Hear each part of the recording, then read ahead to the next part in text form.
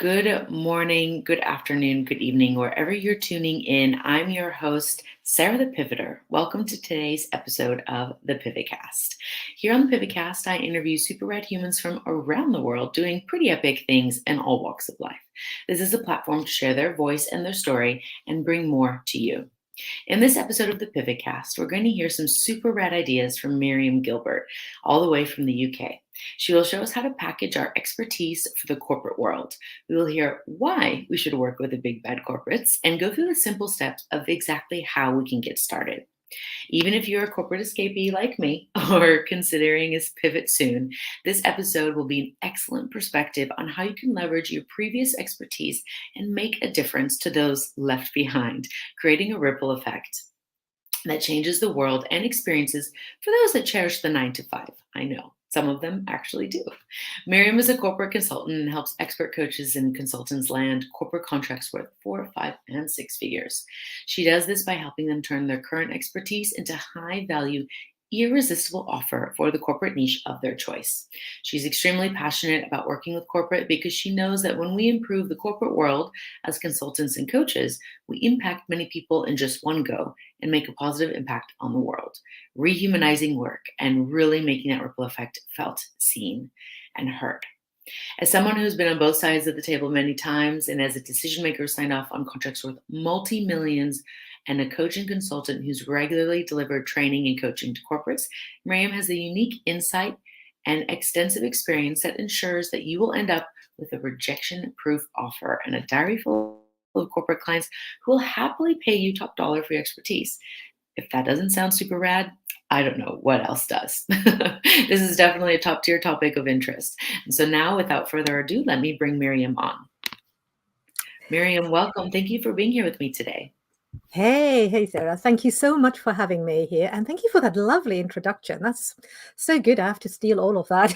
Thank you. You're so welcome. This is my jam. This is what I love to do. And I really love how we connected, through the power of social media. I think for a lot of people, they sometimes reject different platforms. And this just goes to show you that it's a way to connect with people and really learn a lot. And as a corporate escapee, I know I rejected corporate for a long time. I went and put on my corporate blouse today just for this session.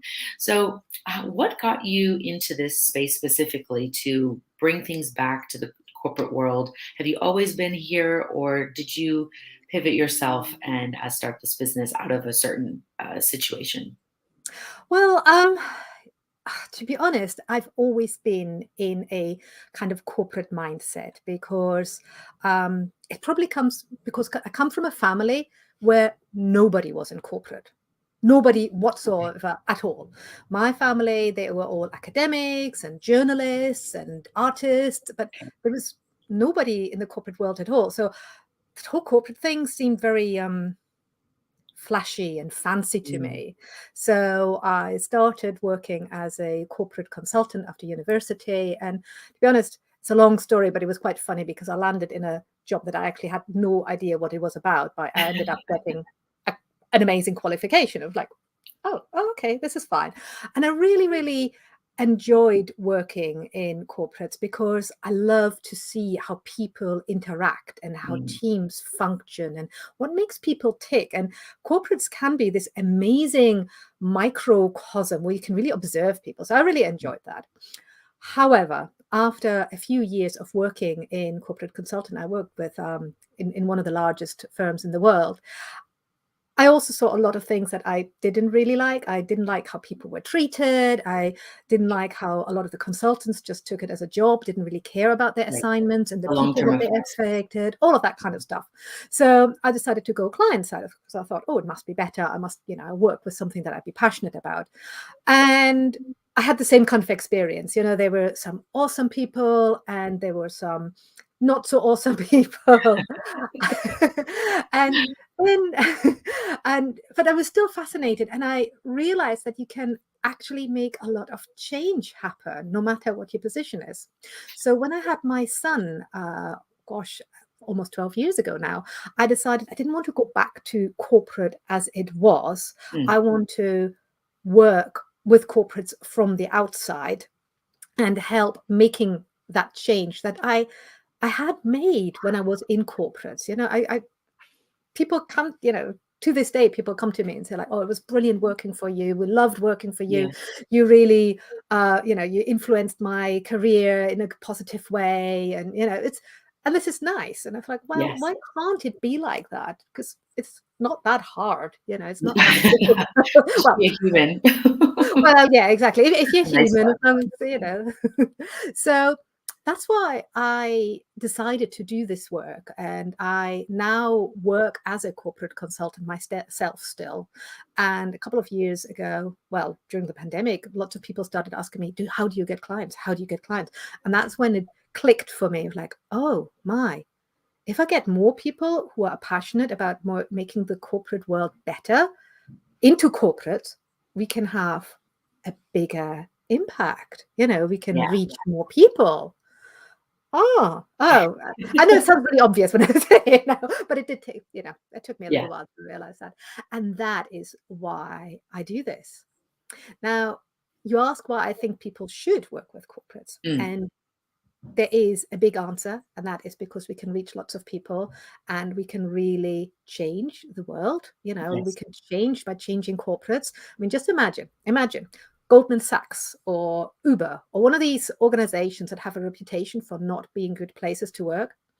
Imagine if they were good places. Just Mm. imagine how many people would be affected, the positive decisions that these people could make. They could literally impact poverty around the world, making it better. It's really big. But then there's also the small answer, and that is if you're a corporate escapee like yourself, and you go like, no corporates ever again, we hate them. The great thing is, if you're a consultant coming in from the outside, you get to choose who you work with. Absolutely. Yeah. You don't need to play any of the office bullshit bingo thingies, you don't need to do you don't need to do any of that. Right. You can walk away. You can say Yeah. like, you know what? Not doing it. And that's what I do now. It's like certain clients are just like, no, thank you. I'm not working with you. Yeah, I love it. And that's the thing that I think, especially if you're a newer coach or consultant, Mm, you have this mindset of just like, let me get anyone, right? And mm, so mm. then you're afraid to say no, especially Yeah. in corporate. You're trained to not say no because they want to squeeze every little last drop out of you. So it's a little bit of a pivot and paradigm shift that needs to take place. But I remember in the beginning when I was in corporate, I had always wanted to do the side shave, and that's what I had before I Mm, cut all my hair off. And I didn't ever have any visible tattoos. Now you can see them. And I always just like, kind of towed the line and, maybe did a little bit here and there, but was mm, never really letting my full self out. Now yeah. I'm like, if you don't like the fact that I've got tattoos or that I might drop an F-bomb here and there, Yeah. I'm not your gal. Like, don't hire me. And that's okay. There will be people who will want to hire me. And so it's finding your niche where you can not only have your expertise, but you're going to have a fucking great time doing it, right? You're going to light up and have that sparkle in your eyes so that people can be engaged. So, how do Yeah. you help people find their corporate niche? Well, again, there's a big answer and there's a small answer. I love the bit that you talk about bringing your whole self. And I know that is starting to become a buzzword, which is really, really annoying me because it should be the true thing. And Yes. corporates, well, the good corporates, the ones that you should want to work with, they actually value people who have personality, who bring their whole thing, their creativity. They actually really value that, especially in consultants. It gives you quite a lot of street cred. Yeah. So, for example, I was working with this. They were lovely, but they were very conservative tax accountants. I mean, tax accountants, obviously, Yes. it goes with the territory.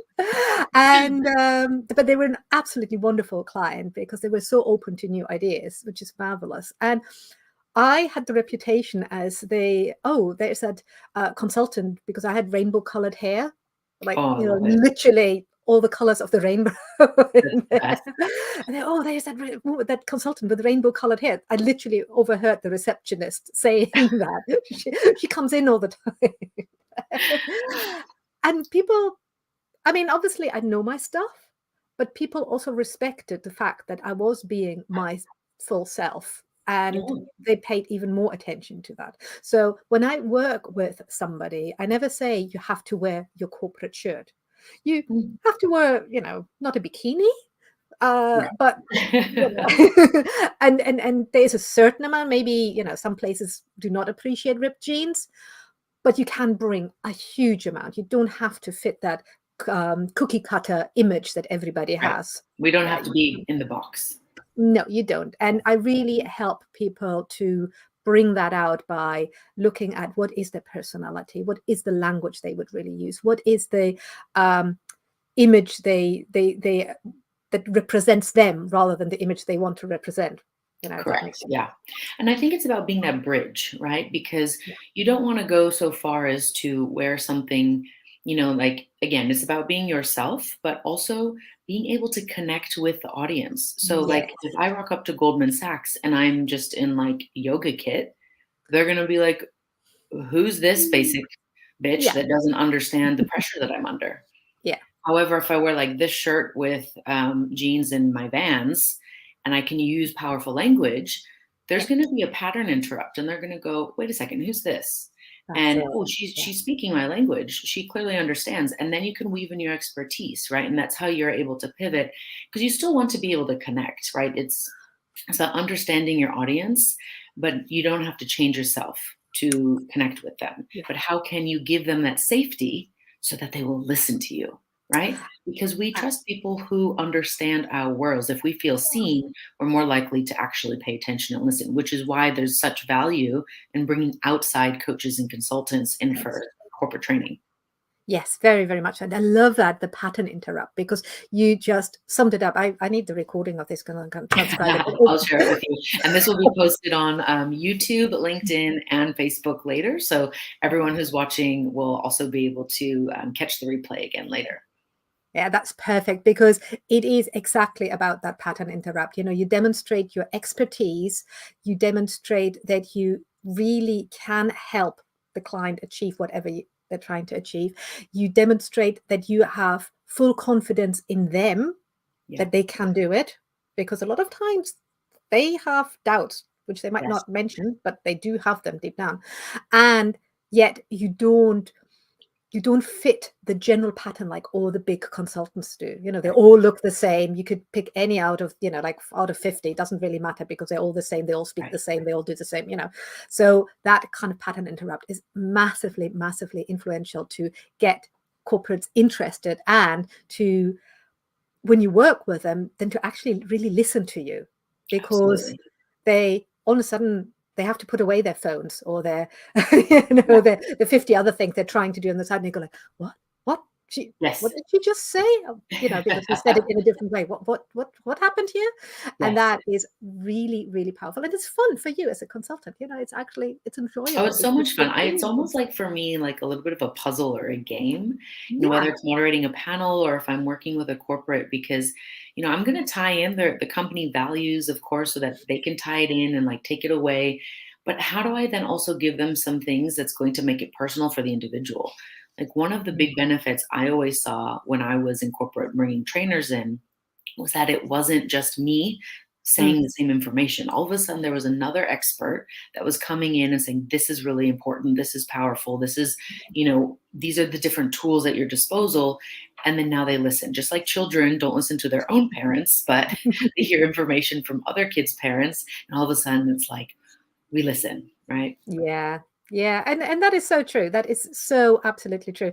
And to be honest, it's not even just children, it's even adults. I mean, how Oh, many times do we we're just speaking hear about our children. doctor say, stop having these triple latte with whipped cream Starbucks because they're not good for you? And then one of our friends goes like, you know what? I've cut out sugar. And here we go, maybe I should reduce too. It's a very natural thing. Or And like you say something to your partner, whether you're a male or female, and then they're like, yeah, yeah, whatever. And then like 6 months later, they're like, hey, babe, I listened to this podcast and they were talking about X, Y, and Z, and I'm going to do it now because I think it's really important. Would you do it with me? And it's like, I've already been doing it for 6 months. yeah, But yeah, that's yeah. okay. At least you're here now. Exactly. And this is where you can have fun as a consultant, because you can bring that out, and you are the one who gets to get that see that aha moment in the other people. You're the one who gets to see, like, oh, they got it. They're making that progress. And Yeah. the way I work with corporates is I have a very strict policy that I'm not a hit and run consultant. So I never do just say one workshop or one Yes, very I'm short the series same. and then, Yeah. leave, never to be seen again, because we all know that's not how you really achieve change. If you So could do that, then you could get a six-pack by going to the gym one time. Unfortunately, that's not how the I world know I've been trying and it doesn't work. one time, but over many years, one time does not help. That is exactly it. So I insist that I will have a follow-up session, for example. That is one of my mantras. And if organizations are not willing to do that, I say, well, I'm sorry, I cannot work with you, because it's Yeah. just not, it's just not who I am. It's just not right. So you then come back, 3 months, 6 months, however much longer back, and you have those conversations and you see the shifts that they have made, and how a lot of times you had agreed a certain direction and trying to get to a goal, and they haven't gone there. They have maybe gone over here, but they've gone so much further. They've achieved it. Yes. You're like, oh, this is, I find it an awesome Yeah. feeling. I get really excited about when I see the beautiful things that they create, and you go like, wow, this is so much better than what we had to said on that day, Right. or whatever not. So that is really lovely. So yeah. And they may not even realize it, because what I often find with my own clients is that, Mm. they've set some targets, or they had some initial learning goals, what they wanted to achieve when we started working together. And I'm really big on celebrating wins, right? And Mhm. celebrating the things that we do, and being okay to put things on the shelf when it no longer aligns, right? But a lot of times we're so focused on one goal that Mm. even though we're achieving and making progress in many other areas, and as you say, sometimes surpassing them, we don't feel it. We don't recognize it. Yeah. And so we're Yeah. frustrated. And then maybe in a corporate setting, there's KPIs, there's all these other metrics. And so it's like, we're not doing it. We're not. And then when Mm. you put their attention, you shine the flashlight on what they have achieved, they're like, oh, whoa, wait a second. And that's usually when the puzzle piece like drops in and they feel that success all of a sudden. And that's really what it's about, right? Getting them to feel the success. And so that as they pivot and change goals, they're able to let go of the other things, right? Yeah. Because if you're constantly trying to focus on the old stuff, you don't have Yeah. space for new things. No, absolutely, absolutely. I can actually tell you a funny story. There was a senior manager that I worked with quite a number of years ago, a long time before the pandemic, and he had some feedback from his team that he wasn't very good at communicating, and that he was a bit too controlling. Now I've known this guy, and I was like, "You're not really, but what is going on?" And his team particularly wanted to have more flexibility where they could work from. Again, this was pre-pandemic, so that was a big issue at the time. And he was like, well, I'm not sure. I'm not sure because, 98% of people will be fine, but some people might, you know, take the mick and not actually work. So we had a chat, and I worked with him, like changing his mindsets in, because why do you punish 98% of the people because of two Right. people With an who are not going to assumption. work anyway, Yeah, with an assumption. Yeah, exactly. So we shifted that. And then I think it was like something like 9 months later, we also the other thing we installed is that he would have regular one-on-one meetings. Right. I mean, it's such a basic thing, right? It really is so basic. It almost was embarrassing to say how basic, but he really, but he hadn't thought of it. And he thought, Sometimes it's oh, necessary. but will HR approve that? I'm like, you can speak to your team anytime you want, Yeah, it doesn't really. have to be formal. You don't have to have No, paperwork all the time. yeah, just have a chat. Anyway, so those two things he did. And I met him then about 9 months later, and I said, how's the feedback from the team? Oh, yeah, they're much happier. And they said they're much better at communicating. And I said, like, oh, so where are they based now? Where's your office location? Where's everybody working from? And he's like, I don't know where they're working from. They're all working from somewhere that's right for them. We come together, we have meetings again, but the rest of the time they do what they need to do and what's right for them. And he hadn't even realized that 9 months earlier, he was like, oh, no, no, no, they need to be in the office. I need to see them. I need to, I yeah. love it. What a powerful shift. I know. I was just laughing. I made him buy me a drink for that because it was so Yeah, I funny. mean, I remember in the corporate space when, I would tell my team, like, if you have a doctor's appointment, you need to go pick up your kid from school. go and do it. If your work is getting done, if you're still replying to what you need to do, and we schedule appropriately on the roster, because I worked in the business jet industry and we had, Mm. planes flying all the time. So it was very specific. Yeah. Go and do it. You're a human being. Like, these are needs. Sometimes you have to do things like banks are open 9 to 5. It's really annoying, right? So they would go and do that. But what I found was they were actually more attentive when they were on call. They were more likely to stay, right? Mhm, People are mhm. not only motivated by money. So understanding your team, whether Yeah. that's your team in a corporate space, if you're a corporate person watching this, or you have your own business and you're hiring a team, even if they're just outside vendors, how do you connect and communicate with them? Yes, and that is so important. And the one thing that I realized, funny enough, in both situations, working with my corporates, but also working with um, the little team, because I sometimes work with other consultants when we deliver a bigger piece of corporate work, is actually treating everybody as an individual. Yes. And I know for people in the corporate world, they go, "Oh my God, but no, we have to have standard policies. We have to have standard procedures." Actually, you don't. Because the reality is, and I was the CFO in a company, in a few companies, so I know what really happens behind the scene. Right. People always work around the standard policies and Oh, of procedures, and course. there some people are favorites, and they get away with all sorts of things, where others are. So no, stop it. Treat everybody fairly. That's Mm, important, and mm. then treat everybody like a human being, because the new mum of a little baby has different needs than the 21-year-old who wants to run a marathon. They both need times off, but the times of how is Yeah. different. Well, don't do one policy, just speak to them and see what is needed, and Yeah. just connect with them on an individual basis, like you would with friends, Yeah. not even saying family, but And friends, remember the because details. yeah, If they have a partner, remember the partner's name, or ask, yeah, just ask questions, be curious. I think, both of us are, coaching others, and that's, as a consultant, the way to get information and also to make others feel safe is to just ask powerful questions and then teach them how to do that with their teams, which I know is what you do as you coach these people who mm, are then going into corporates. So I'd just like to circle back. So mm, when you help people find their niche, how do yeah, you help them to narrow it down? Because obviously we all have a lot of experience. yeah. So how do you help them to focus that so that they can build that irresistible offer? What are the steps that you take them through? Well, the first step is that if somebody is new to coaching, to working in corporates, I really insist that they focus on an industry niche to start with, because corporates want to buy from experts. Yes. And every corporate believes that their industry and their company is unique, that they're completely different to everybody else, that Yeah. their challenges are so unique and difficult, like so different that somebody from an industry could never, ever, ever understand them. So they Yeah. want somebody who's an industry expert. And that means that you, as the person who want to work with them, you need to dig in a bit. You need to research. You need to learn a bit about that industry. And the first step I ask people to do is to figure out, and there's a process I take them through, is what industry do they have a strong connection with? Mm. Because without a connection, and I don't necessarily mean people, but a connection in terms of interest, a connection in terms of passion, a connection in terms of past experience, maybe.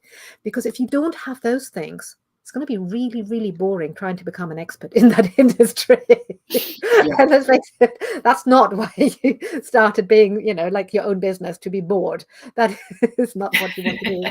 Exactly. I So love you need it. to look at that connection, and as I said, there is a process that we go through where we identify so that people are actually happy to dive into that industry, Mm. and then they can start building because they understand what the priorities are, they understand the Yeah. language, and then it becomes a matter of pulling together your offer so that it speaks to those priorities that companies in that industry actually have.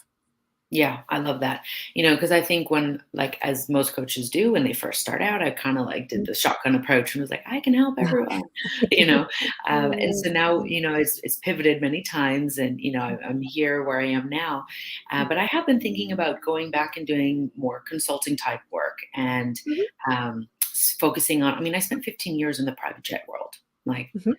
I know how to speak that language. I know how to connect. And so I've been thinking one of the biggest problems I had was as a manager and director in that field was I couldn't hire trainers who understood the industry enough to train my Yeah, people using language that they understood. So nothing ever yeah, stuck. So I had to do the uh-huh, training on myself. So I yeah. actually have an extensive amount of experience and yet haven't yet applied it. And so for someone like me who would actually know exactly where they could niche down and where to focus, they've got that old network and they're ready to tap back in, what would you guide them on doing to create that is irresistible offer? Well, the first thing I tend to do with people is to help them understand what the outline of what their biggest offer is, the biggest transformation that they could help a corporate achieve. Hmm. And really understand what that outline is, what the value is, but then break it down into component parts, almost like if you have a Lego set and each of the individual Lego pieces, and understand the value of each of these pieces. And that way, you create a portfolio of offers that you can make.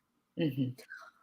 And because every single part is values driven, I'm really strict. I know people sometimes go like, "Oh, Miriam, but," I'm like, no, we want to get to the value for the corporate that they're getting out of each of these components, whether it's you sell it as a standalone, as a small offer, or you sell it as a big program. It doesn't matter. You have to be really, really results driven, because Yes. once you are that, the packaging in terms of language becomes really easy, because you start Yeah. talking about the value and you can totally forget all the marketing speak, because Yes. that's so vague and doesn't mean anything And anyway. I think people do that first, right? They usually have the order of operations backwards. They do the Mm. marketing speak and branding, Yeah. but they don't then have something that they can actually offer and showcase the value. They don't know how to articulate the ROI.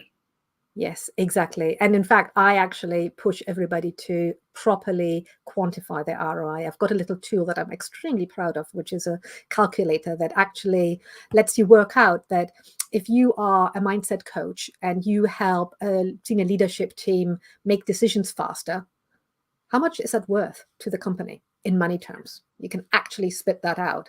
Or, if you help, if you're a HR director and you are able to help people reduce staff turnover, how much is that worth? Actual Yeah. sums of money. And then the conversation becomes a very different one than to say, like, oh, we engage people. Does Yes. that mean? When you Absolutely. say, And sometimes it's hard to put a value on certain things because, if you're working with individuals normally, the yes, decisions that they're making, obviously, they're more emotionally tied to something. So yes, switching the true. gear to a corporate, as you say, we always need to show the value because they need to Mm, justify to their correct. CFO, to their budgeting team, Yeah. why they're doing something. Like what's this going to actually achieve? But even just you saying that, I could think of like, why is decision making and communication important for your team? Mm, It could save you 50,000 US dollars from a 5-minute delay because your yeah, your junior member didn't know how to make a decision. Like that literally exactly. happened, and that is why I started to train my previous teams and took. Okay. I love learning, so it was really easy for me. I would just kind Mm, of take what I learned and then package it and make it something for the rest of the right. people in my company. But there was that one case that was just Mm, like this cost $50,000 because the person didn't know how to make a decision. They yeah. they didn't feel Yeah. empowered to. They were frozen. Yeah. Imagine you had, let's talk a small company, 100 people, and they all Mm. did Oh that. gosh, yes. Right there. You don't And even have to get new systems. You don't even have to have new clients. You mm, you save so much money and bring more in absolutely. because those clients Yeah. then don't leave because there was a mistake, right? Yeah, absolutely, absolutely. And I mean, I work both in finance and in tech industry. And in tech industry, if people like employees leave, oh my God, that's so expensive. If Oh, you're senior training develop, costs for a new oh, employee, oh, well, outrageous. you can't even hire them. That's a problem, because there's not enough of them about. And so it becomes such a simple conversation, because in corporates, I'm willing to bet, anybody watching this, I'm betting you that I can tie anything you do with them back to a number, because it's different to individuals. In corporates, you can say, what is the impact? What is the downstream effect? And there is so much research out there that that gives you the backup as well. So it's not a number that I make up. It's actual research that has shown certain results to be repeatable, reliable, and therefore quantifiable. Yeah, I love that. So for people who are watching this replay or joining us live, if they want to start to work with you to take these steps so that they can take their current offer and repackage it for corporate, or come up with something that they can go back and utilize their years of experience if they're a corporate escapee, what is the best place for them to find you? Do you have a website? Do you have any tools and resources that they can get started with? Yes, absolutely. My website is under constant improvement, I'm calling it. So there is a blog where I share a huge amount of detail. I mean, some of the posts are quite long, but it's because they give you so much detail that you could literally, you want to find your niche, you can go to that blog and read through it, and you can apply it step by step if you're motivated to do it by yourself. The Love it. same of calculating ROI. Yep, you can do it. So that is there for you. That is at impactfulnesslab.com. If you want to, however, shortcut this and actually get my help, then the best way is to either send me an email at miriam@impactfulnesslab.com, or to DM me on the platform that you are watching this on. I'm on all of them. And we can have a conversation. The way I approach all my work with clients is to, like I would approach in consulting a client assignment with a corporate. So I don't like to do cookie cutter courses of saying like, right, this is the course and this is what you get, and in month 1 you do this and month 2 you do that. Right.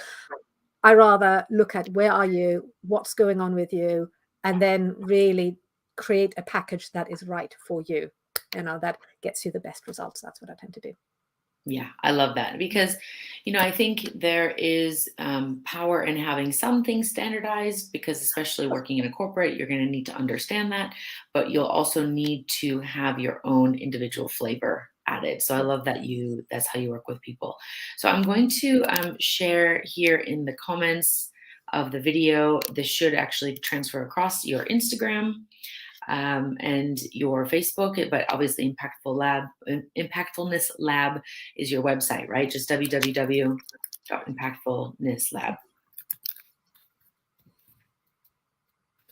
So if anyone is watching this and they want to get in touch with you, as you said, you're going to be also tagged on these videos. You can reshare them, but we'll make sure that we point people in the right direction. And I really do recommend reaching out to Miriam and booking that call, because DIY is great. But how many blogs have you read? How many YouTube videos have you watched where you actually did something, right? Because I know I like to consume a lot of content, and I don't always finish it. And nor do I actually do anything with it, because I get then distracted by something else. It's not until I'm actually accountable that I then take action. And so I really recommend that you consider working with someone to help you finally get the needle moving, because when you take action, you're going to get a result. And that's the only way that you can get better at something. It certainly is. That is absolutely true. And, remember, it can be really, really good fun as well. Yes. That's something that I always want to say. It's not a hard slog. It's not something, and it's not something that you just pour in at the beginning and then go like a black box, hop over and do read my blog and things like that, and you will find out that there is so much behind it, so that I'm very confident about how people can get results, because yeah, I've seen it happen. beautiful. I love it. So I had one more question, but it has just escaped my brain. So we'll probably have to message you about that and then share it in the comments later. But Happy to do anyone that. who is watching this video later, please do share your biggest takeaway from the session. Let us know what was the most impactful for you. And if you have any further questions for Miriam, go ahead and type them on any platform. Tag her or tag me, and we'll make sure we get the answer to you. Yeah, please. And any questions, I'm always extremely happy to help people, because while obviously I want people to work with me, my bigger mission is to get more non-stream consultants into corporate so that we can make that big impact. So we can I love it. celebrate change in the world. Yes, I love it. That ripple effect is what it's all about. So thank you, Miriam, so much for being here with me today. Thank you very much, Sarah. It's been an absolute pleasure. Really enjoyed it. Thank you. You're very welcome. And for everyone else watching, thank you as well for joining us live or watching the replay. Again, I would love you to just take a moment and really pause and reflect on what you've just listened to and how will this be applied in your own business or in your own life, whether you're on the corporate or corporate escapee side. And remember, real pivoters are human beings just like me and you. All it takes is the choice to do something different. Go out and choose something that's going to make you sparkle a little bit more today and keep on keeping on. Thanks, and we'll see you again soon. Thank you.